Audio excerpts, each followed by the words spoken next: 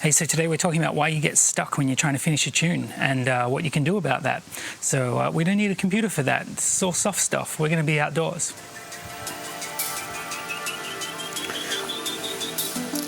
Hey, it keeps coming up on chat and Discord that people are finding themselves stuck in songwriting and in loops.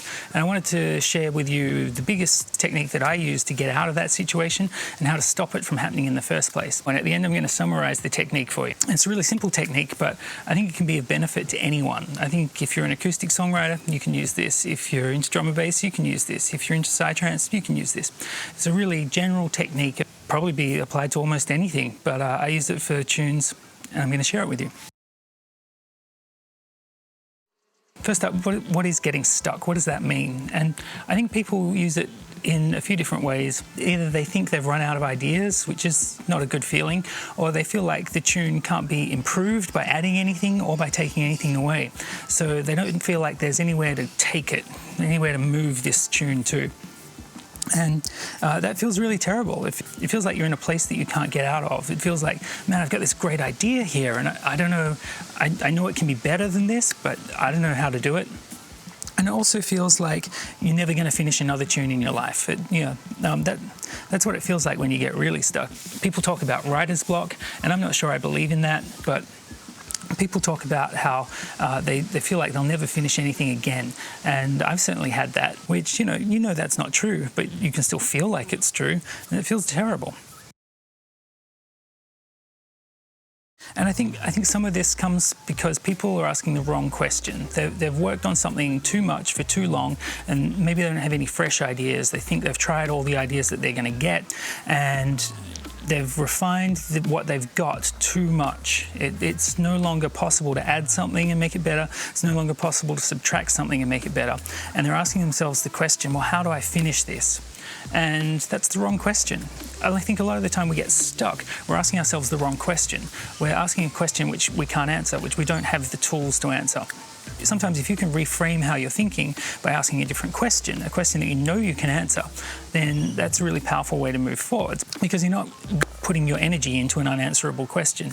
An unanswerable question is just like, you can kick that thing around all day, you're never going to get anywhere, so you got to stop doing it to yourself. And how do I finish this? Within some, how do I finish this is sometimes an unanswerable question, because you can't finish what you've got because it needs something else.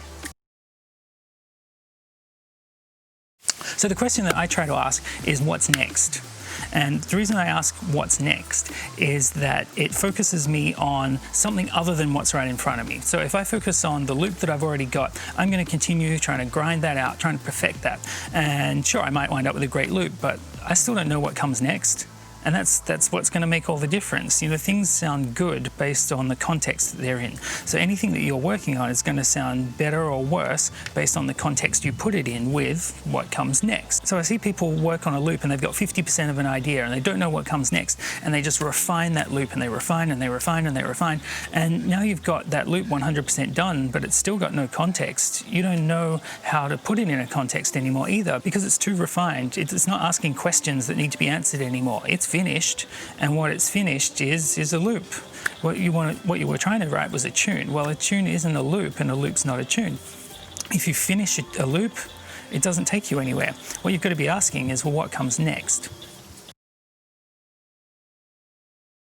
And the way that I decide what comes next is I try to set up some opposition, some contrast between what I've got and what I'm going to add next. And the way that I do that is I think about dualities. And dualities are just oppositional concepts. So we might have light and dark. We might have soft and hard. We might have bright and dull. We might have distorted and clean. Any kind of duality that you can think of that might apply to audio, I'll try to think of that. I'll look at what I've got currently and I'll try to describe it in one half of a duality. So dualities might be a hard thing for some people to think about. I started a list on my phone ages ago when I was commuting to work, and that doesn't happen anymore. But so here's the list of dualities that I came up with. This is just over a couple of days, thinking about different concepts that were in opposition. I'd encourage you to build your own list of dualities, of things that you think are in opposition in audio or in tone, and use those to inform your own decisions about your work. So if I'm working on a really gritty, messed up tune, I might then think, well, its opposite is going to be clean. How do I work some clean into the next section? And that might be a section, or it might be the second half of a phrase. You know, call and response works based on this idea of differing voices contributing to one whole. And the way that you create differing voices is through opposition, through opposites, and through contrast and dualities.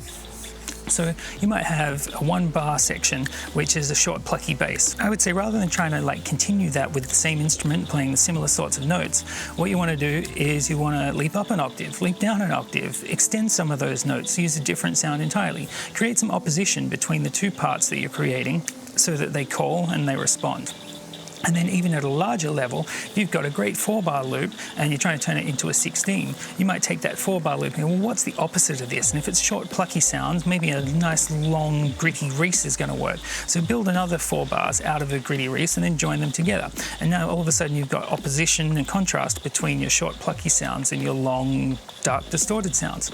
So the way that I get an idea about what's going to work is I take what I've got currently and I try to describe it to myself. And, I pick out the main texture, the main component, the main idea that I'm communicating across, and then I try to think of what the opposite of that is, and then I test out that idea. And it doesn't always work. Sometimes what you're trying to do just isn't a good idea. For example, if you're working on a psytrance tune and you're like, wow, all these sounds are really clean, I'm going to add some distorted, crunched up stuff. Well, that may not work depending on context. A lot of psytrance is just clean sounding. Maybe you need to pick something that isn't fundamental to the genre to be oppositional about. But maybe it's going to be great. Maybe it's going to give you a great idea.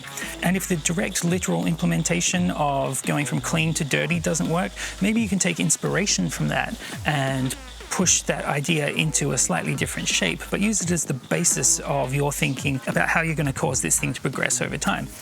Maybe it's not going to work to take distorted guitar and shove it over the top, although it does work for some people.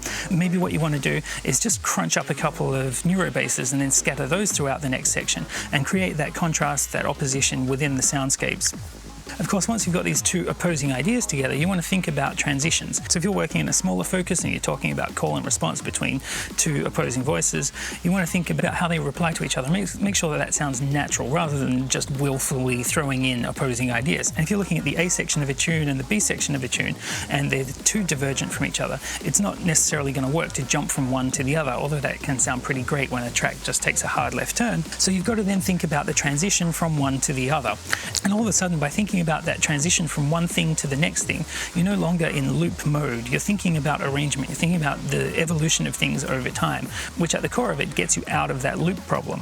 Sometimes when this technique doesn't work out, the answer that I find, which works even better than taking the oppositional, is just to double down on the characteristics of what I've already got. So if I've got a dubstep tune and it's heavy and it's distorted and there's heaps of mid-range and it's just bashing away, maybe it's not going to make any sense to go to a soft breakdown. Maybe that's not the tune that we're writing here. Maybe it needs to really double down on the characteristics that it already has. Maybe it needs to be heavier. Maybe it needs to be more distorted. Maybe it just needs to become super staccato noise. And maybe it just needs to double down on the 1-2 rhythm that it's got going on. So in this case, by exploring the opposite, I've decided that actually what I like is what it already is, but that still gives me a place to continue. So to summarize the technique, what I try to do is come up with a description of what I've already got. So it might be hard, soft, light, dark, smooth, distorted, any of those.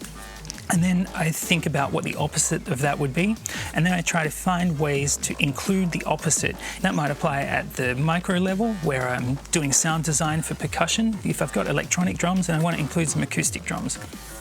And it might apply at the macro level, where I've got a great A section of a drop, but I need to think about what the B section is. Well, I'll try to think about what the opposite of that might be. If I've got a really heavy A section, then I probably want to lighten it up a bit in the B section, give it a bit of variation. And that generally gets me unstuck. And where it doesn't, I just double down on what I've already got. I've already defined the core attributes of what it is I'm working on. And so by doing that, I now know if I want more of that, well, it's pretty simple. If it's distortion that I'm playing with today, well, then let's go harder on the distortion. Let's find new distortion. Let's go crazy.